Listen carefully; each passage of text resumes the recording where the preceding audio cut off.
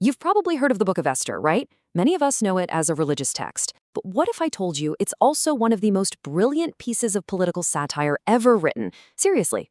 It's packed with court intrigue, a hero with a hidden identity, and a king who is so over the top, he's basically a walking cartoon of power.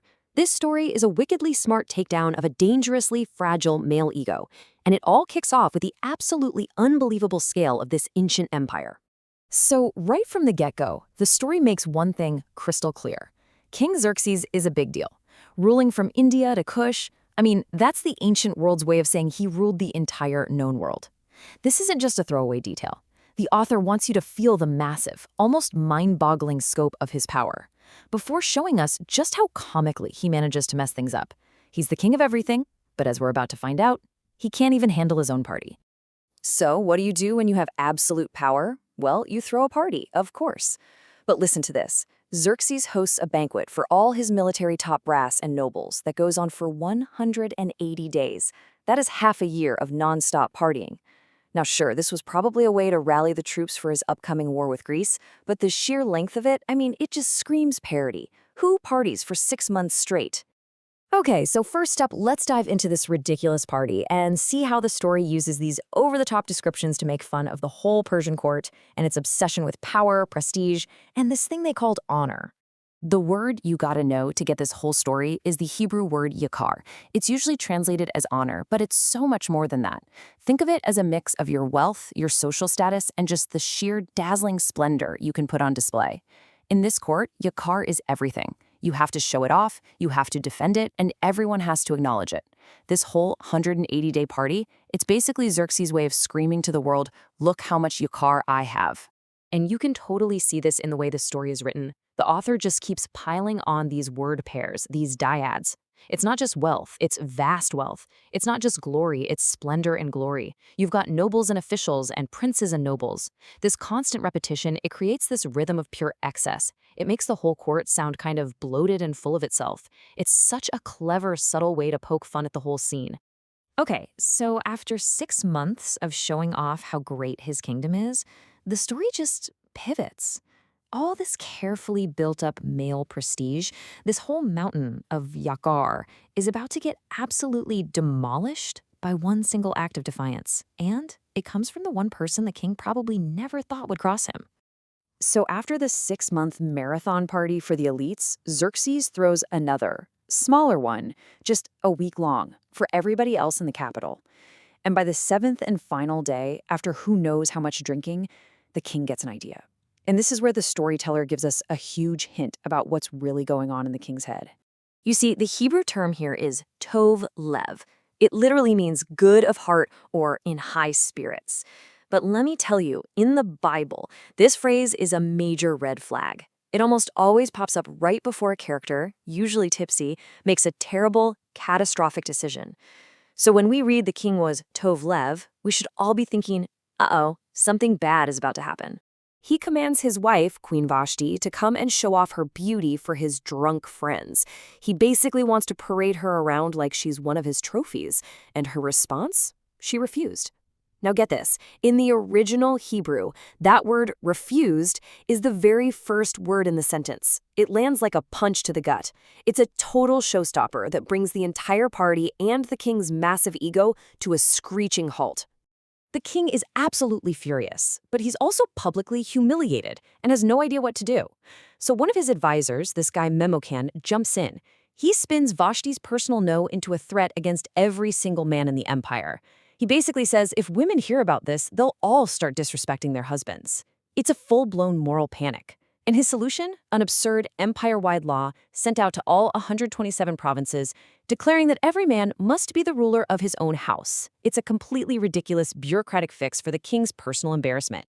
So, Vashti's gone. And now the king has a queen-sized vacancy. How do you find a new one in an empire obsessed with rules and paperwork? Well, you launch a massive, impersonal, empire-wide talent search. And the plan is laid out just like a cold corporate memo. Step 1, appoint commissioners. Step 2, gather up all the beautiful young virgins. Step 3, bring them to the capital. The story makes it super clear that the young women and their families had zero say in this. This was not an invitation, this was a draft.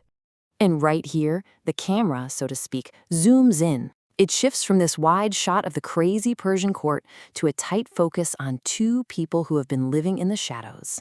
The story is about to introduce its real heroes, and it tells us that who they are is way more important than where they are. First up is Mordecai. And notice he's not identified by his job or his status, he's identified by his family tree. He's a Jew from the tribe of Benjamin, and he's a descendant of a man named Kish. Now, for anyone listening to this story back then, that name, Kish, would have been a huge clue. Kish was the father of King Saul, the very first king of Israel. The story is already planting seeds for a future conflict. And then there's his young cousin, who he raised like his own daughter, and she's the only person in this entire book who has two names, which is a big deal. It symbolizes the two different worlds she's caught between. Her Hebrew name is Hadassah, which means myrtle, a plant that symbolizes peace. But her Persian name is Esther. It's related to the word for star, but it can also come from a word that means hidden or concealed. Her true identity is literally hidden in plain sight. Before she's taken away to the palace, Mordecai gives her a very direct and frankly pretty ominous command. Keep your identity a secret. Don't tell anyone you're Jewish. Whoa. All of a sudden, this story has a real sense of danger and suspense. It implies that for a Jew in this court, being seen for who you really are could be deadly. The stakes just got very, very real. So Esther gets swept up in this whole royal roundup. She's now in the final and most treacherous stage of this very weird beauty pageant. And her strategy here is what's going to set her apart from absolutely everyone else. So here's the deal. When it was a contestant's turn to spend the night with the king, she could ask for anything she wanted from the harem. Jewels, fancy clothes, perfumes, you name it. And most of them did. They tried to win the king over with all that external splendor, playing right into the court's game of more, more, more. But Esther, she does something totally different. She plays it smart and shows incredible restraint. She doesn't ask for a single thing. Instead, she just takes the advice of Haggai, the royal eunuch in charge of the whole operation. In a court that is completely obsessed with excess, her simplicity is what makes her stand out, and she wins the king's heart not by what she's wearing, but by who she is. Now, this whole thing didn't happen overnight. Vashti gets the boot in year 3 of the king's reign, but Esther isn't crowned queen until year 7. What happened in that 4-year gap? Well, historians are pretty sure that's when Xerxes was off fighting his famously disastrous war against the Greeks. So he comes back home, probably feeling pretty defeated, and that's when he finally gets around to picking a new queen. As soon as Esther is on the throne, the action really picks up.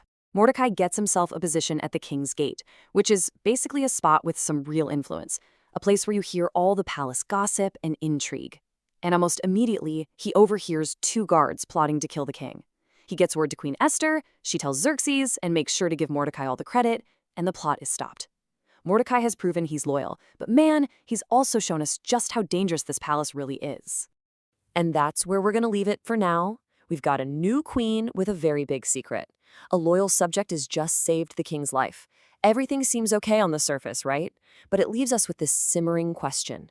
In a palace built on secrets and lies, where everyone is watching, how long can a secret this important really stay hidden?